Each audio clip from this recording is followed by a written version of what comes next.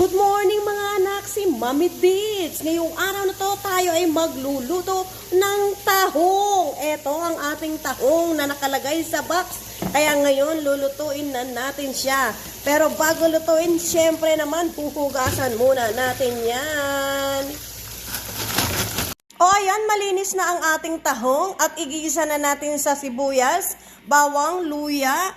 Ayan ang ating mga sangkap sa ating lulutuing tahong. Ayan, ginisang tahong.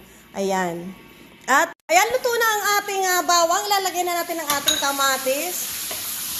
At lalagyan natin ng 2 basong tubig. Ayan. Pinakuluan ko na po yung ating tubig dito. Ayan. Ayan. Antayin po natin na kumulo. Ayan, buksan na natin at ilalagay na natin ang